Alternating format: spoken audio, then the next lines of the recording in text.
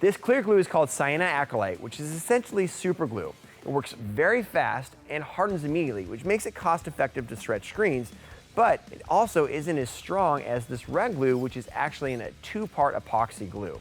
The two-part epoxy glue is more expensive, takes longer to dry, but it means it's more durable and chemical resistant and more flexible to make your screen hold tension longer.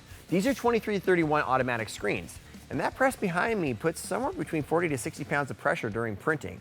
As soon as I put pressure on this end here, you're gonna see this break away from the frame.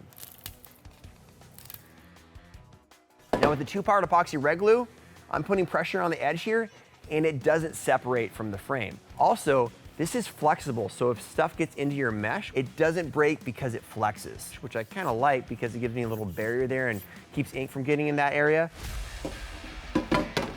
The second reason is the frame itself and how they're stretched.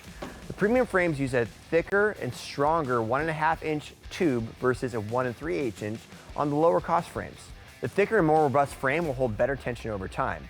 Also, when these are stretched, these take a little bit longer to stretch, and we pre-bow them during the stretching process. What pre-bowing means is during the stretching process, you're actually pushing these bars in because that tension of the mesh going across the screen will naturally pull the frame in. But by pre-bowing it, it's going to naturally pull out when the screen mesh is cut out. What's the result? Better tension. The thinner lower cost screen comes in on a 305 mesh at just under 19 newtons, which is the low end of really where you want to be for automatic screen printing.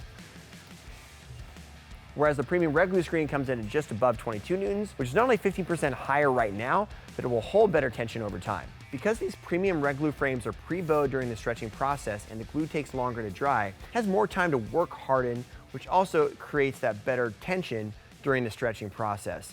Meaning that when you're on press, you're gonna get better registration, better ink release, and better prints over time.